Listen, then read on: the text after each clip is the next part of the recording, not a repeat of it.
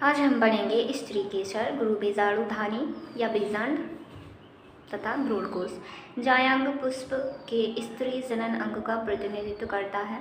जायांग एक स्त्री केसर जायांग एक स्त्री केसर एकांडपी या बहुस्त्री केसर बहुअंडपी हो सकते हैं। जहाँ पर ये एक से अधिक होते हैं वहाँ स्त्री केसर आपस में संगलित युक्तांडपी हो सकते हैं या फिर वे आपस में स्वतंत्र विक्तांडपी। पित्ती के स्त्री केसर में 3 भाग होते हैं, वर्तिकाग्र, वर्तिका, अंडाशय। वर्तिकाग्र परागकणों के अवतरण मंच का काम करता है। वर्तिका एक दीर्घीकृत पतला भाग है जो वर्तिकाग्र के नीचे होता है। स्त्री केसर के आधार पर उभरा फूला हुआ भाग अंडाशय होता है।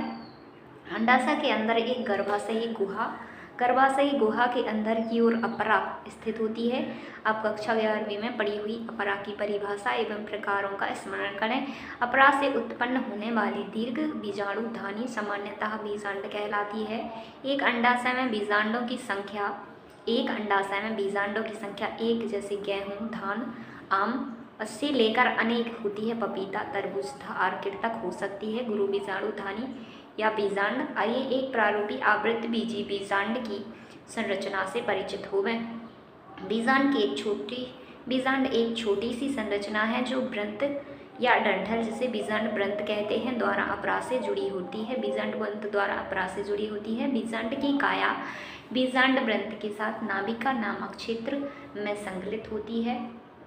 अतः यह नाभिका बीजांड एवं बीजांड वृंत के संधि बिंदु का प्रतिनिधित्व करती है। यह नाभिका बीजांड एवं बीजांड वृंत के संधि बिंदु का प्रतिनिधित्व करती है। प्रत्येक बीजांड में 1 या 2 अध्यावरण नामक संरक्षक आवरण होते हैं। यह अध्यावरण बीजांड को चारों ओर से घेरे होते हैं। केवल बीजांड द्वार नामक आयोजित छोटे से रंध्र को छोड़कर अध्यावरण बीजांड को चारों तरफ से घेरे रहता है। बीजांड द्वारी सिरे के ठीक विपरीत निभाग होता है जो बीजांड के आधारी भाग का प्रतिनिधित्व करता है। अध्यावरणी से घिरा हुआ कोशिकाओं का एक पुंज होता है जिसे बीजांडकाय कहते हैं। बीजांडकाय केंद्रक की कोशिकाओं में प्रचुरता से आरक्षित आहार सामग्री होती है। भ्रूणकोश या मादा यज्ञकोद्भिद बीजांडकाय में स्थित होता है। भ्रूणकोश या मादा यज्ञकोद्भिद बीजांडकाय में स्थित होता है। एक बीजांड में सामान्यतः एक अकेला भ्रूणकोश होता है जो एक गुरु बीजाणु से निर्मित होता है। गुरु बीजाणु जनन क्या है? गुरु बीजाणु मात्र कोशिकाओं से गुरु बीजाणुओं के रचना के प्रक्रम को गुरु बीजाणु जनन कहते हैं। बीजांड प्रया एक अकेले गुरु बीजाणु मात्र कोशिका से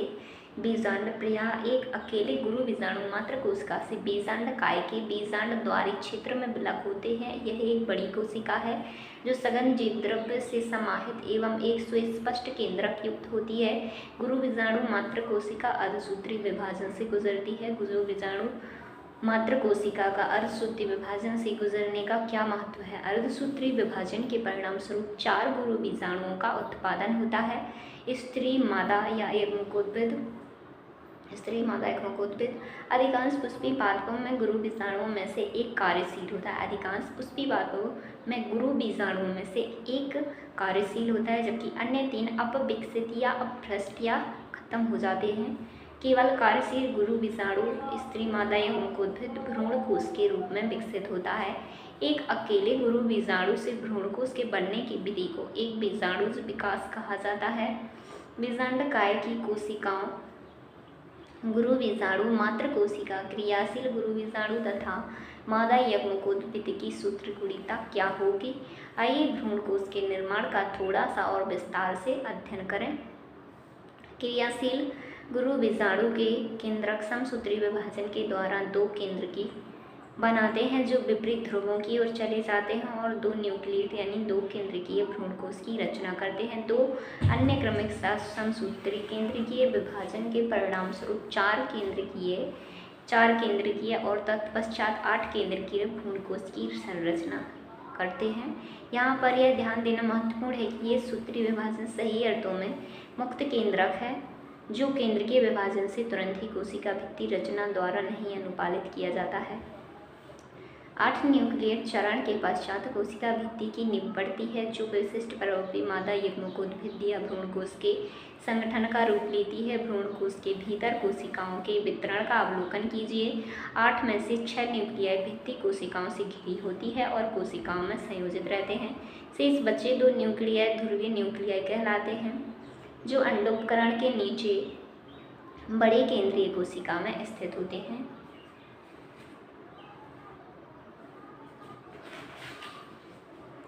भ्रूणकोश के अंदर कोशिकाओं का वितरण विशिष्टतापूर्ण होता है। बीजांडद्वारी शरीर पर 3 कोशिकाएं एक साथ समूहीकृत होकर अंड उपकरण या अंड समुच्चय का निर्माण करती हैं। इस अंड उपकरण के अंतर्गत 2 सहायक कोशिकाएं और 1 अंड कोशिका निहित होती है।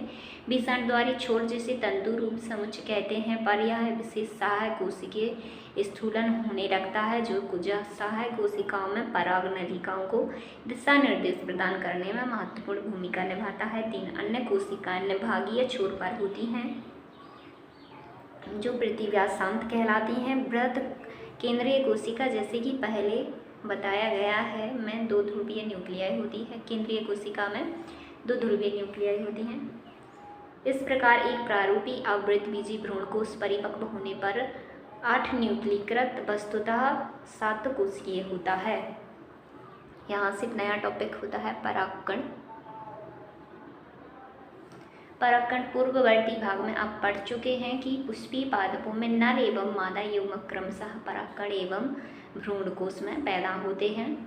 नर युग्मक परागकण एवं मादा युग्मक भ्रूणकोश में पैदा होते हैं। चूँकि दोनों ही प्रकार की युग्मक अचल हैं, अतः निषेचन संपन्न होने के लिए दोनों को ही एक साथ लाना होता है। यह कैसे संपन्न हो, इस उद्देश्य की प्राप्ति के लिए परागण एक प्रक्रम है।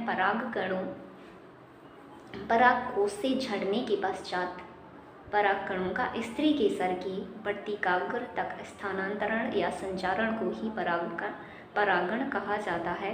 परागण की प्राप्ति के लिए पुष्पीय पादपों में एक आश्चर्यजनक अनुकूलन व्यूह विकसित किया गया है। ये परागण को प्राप्त करने के लिए बाह्य कारकों का उपयोग करते हैं। क्या आप इस समय अधिक से अधिक बाहरी कारकों की सूची बना सकते हैं? परागण के प्रकार। पराग के स्रोत को ध्यान में रखते हुए परागण को 3 प्रकारों में बांटा जा सकता है। पहला है स्वयुग्मन ऑटोगैमी। एक ही पुष्प में परागकोश से वर्तिकाग्र तक परागकणों का स्थानांतरण है। इस प्रकार का परागण उसी पुष्प के अंदर होता है। एक सामान्य पुष्प में जहाँ परागकोश एवं वर्तिकाग्र खुलता है एवं अनावृत होता है, वहाँ पूर्ण स्वयुग्मन अपेक्षाकृत दुर्लभ होता है। यह इस प्रकार के पुष्पों में स्वगमन के लिए पराग एवं वर्तिकाग्र की विमुक्ति के लिए क्रमशः समकालिकता की आवश्यकता होती है। इसके साथ ही परागकोश एवं वर्तिकाग्र को एक दूसरे के पास अवस्थित होना चाहिए ताकि स्वपरागण संपन्न हो सके। कुछ पादप जैसे कि वायोला, फांसी, ऑक्जिलिस तथा कोमिलीना 2 प्रकार के पुष्प पैदा करते हैं। उन्मील परागणी पुष्प अन्य प्रजाति के पुष्पों के समान ही होते हैं, जिसके परागकोश एवं वर्तिकाग्र अनावृत होते हैं, तथा अनुन्मील परागणी पुष्प कभी भी अनावृत नहीं होते। इस प्रकार के पुष्पों में परागकोश एवं वर्तिकाग्र एक दूसरे से बिल्कुल नजदीक स्थित होते हैं। जब पुष्प कलिका में परागकोश स्फुटित होते हैं, तब परागकण वर्तिकाग्र के संपर्क में आकर परागण को प्रभावित करते हैं। अतः अनुन्मील परागणी पुष्प सदैव स्वयुग्मक होते हैं, क्योंकि यहाँ पर वर्तिकाग्र पट क्रॉस या पर परागण अवतरण के अवसर नहीं होते हैं। उन्मील सुनिश्चित रूप से आता है कि परागण के बीच परिपति क्या आप सोचते हैं कि अनुन्मील पौधों को इससे फायदे हैं? अनुन्मील, यहाँ उन्मील थोड़ी ना होगा, अनुन्मील परागणी पुष्प सुनिश्चित रूप से बीज पैदा करते हैं। क्या आप सोचते हैं कि अनुन्मील पौधों को इससे फायदे या हानि क्यों? सजात पुष्पीय परागण दूसरा है। परागण का प्रकार। एक ही पादप के एक पुष्प के परागकणों का दूसरे पुष्प के वर्तिकाग्रों तक का स्थानांतरण है। यद्यपि सजात पुष्पीय परागण क्रियात्मक रूप से परपरागण है, जिसमें एक कारक सम्मिलित होता है। सजात पुष्पीय परागण लगभग स्वयुग्मन जैसा ही है, क्योंकि इसमें परागकण उसी पादप से आते हैं। तीसरा है हमारा परनिषेचन। इसमें भिन्न पादपों के परागकोश से भिन्न पादपों के वर्तिकाग्र तक परागकणों का स्थानांतरण होता है। मात्र यह ही केवल एक प्रकार का परागण है जिसमें परागण के समय आनुवांशिकता भिन्न प्रकार के परागणों का आगमन होता है। परागण के अभिकर्मक या कारक एजेंट पौधे परागण के कारक या अभिकर्मक के रूप में दो अजीवीय वायु एवं जल तथा एक जीवीय प्राणी कारक एजेंट का उपयोग कर लक्ष्य प्राप्ति करते हैं। अधिकतर पौधों में परागण के लिए जीवीय कारकों का उपयोग करते हैं। बहुत कम पौधे अजीवीय कारकों का उपयोग करते हैं। वायु तथा जल दोनों ही कारकों में परागण का वर्तिका के संपर्क में आना महज संयोगात्मक घटना है। वायु तथा जल दोनों ही कारकों में परागण का वर्तिका के संपर्क में आना महज संयोगात्मक घटना है। इस प्रकार की अनिश्चितता तथा परागकणों के हाथ से जुड़े तथ्यों की क्षतिपूर्ति हेतु पौधे बीजांडों की तुलना में असंख्य मात्रा में परागकण उत्पन्न करते हैं। अजीवीय परागण में वायु द्वारा परागण सर्वाधिक सामान्य परागण है। इसके साथ ही वायु परागण हेतु हल्के तथा चिपचिपाहट रहित परागणों की जरूरत होती है ताकि वे हवा के झोंके के साथ संचारित हो सकें। वे अक्सर बेहतर अनावृत पुंकेसर से युक्त होते हैं ताकि वे आसानी से हवा के बहाव में प्रसारित हो सकें तथा बृहद एवं पर्यापिच्छ वर्तिकाग्र युक्त होते हैं ताकि आसानी से वायु के उड़ते परागकणों को आबद्ध किया जा सके। वायु परागित पुष्पों में पर्यापित्तिक अंडाशय में एक अकेला बीजांड तथा एक पुष्प क्रम में असंख्य पुष्पगुच्छ होते हैं। इसका एक जाना पहचाना उदाहरण भुट्टा कॉर्नकेव है। आप जो कुंदनी टेसल देखते हैं वो और कुछ नहीं बल्कि वर्तिकाग्र और वर्तिका है जो हवा में झूमते हैं ताकि परागकणों को आसानी से पकड़ सकें। घासों में वायु परागण सर्वथा सामान्य है। पुष्पीय पादपों में पानी द्वारा परागण काफ़ी दुर्लभ है। यह लगभग 30 वंशों तक सीमित है, वह भी अधिकतर एक बीजपत्री पौधों में। इसके विपरीत आप स्मरण करें कि निम्न पादप समूह जैसे एल्गी, ब्रायोफाइट तथा टेरिडोफाइट आदि की नर युग्मकों के परिवहन का नियमित साधन जल ही है। यह विश्वास किया जाता है कि कुछ ब्रायोफाइट एवं टेरिडोफाइट का विस्तार केवल इसलिए सीमित है क्योंकि नर युग्मकों की परिवहन एवं निषेचन हेतु जल की आवश्यकता होती है। जल परागित पादपों के कुछ उदाहरण बेलिस्नेरिया तथा हाइड्रिला जो कि ताजे पानी में उगते हैं और अनेकों समुद्र जलीय घासें जैसे जूस्टेरा। सभी जलीय पौधे जल को परागण के लिए उपयोग में नहीं लाते। अधिकांश जलीय पौधे जैसे कि वाटर हाइसिंथ, वाटर लिली पानी की सतह पर पैदा होते हैं और इनका परागण कीट एवं वायु से होता है जैसा कि अधिकतर थलीय पादपों में होता है। एक प्रकार के जलीय परागण में मादा पुष्प एक लंबे डंठल द्वारा जल की सतह पर आ जाते हैं और नर पुष्प या परागकण पानी की सतह पर अवमुक्त होकर आ जाते हैं। उदाहरणतः बेलिस्नेरिया लंबे डंठल के साथ जलधाराओं में निष्क्रिय रूप से बहते रहते हैं। इनमें से कुछ संयुग्मक रूप से मादा पुष्प एवं वर्तिका तक पहुंच जाते हैं। एक अन्य समूह के जलीय परागण वाली पादपों जैसे कि समुद्री घासों में मादा पुष्प जल की सतह के नीचे ही पानी में डूबा रहता है और परागकणों को जल के अंदर ही अवमुक्त किया जाता है। इस प्रकार की बहुत सारी प्रजातियों के परागकण लंबे फीते जैसे होते हैं तथा जल के भीतर निष्क्रिय रूप से बहते रहते हैं। इनमें से कुछ एक वर्तिका तक पहुंच जाते हैं और परागण पूरा हो जाता है। जल परागित अधिकतर प्रजातियों के परागकणों को पानी के भीतर गीले श्लेष्मक आवरण द्वारा संरक्षित किया जाता है।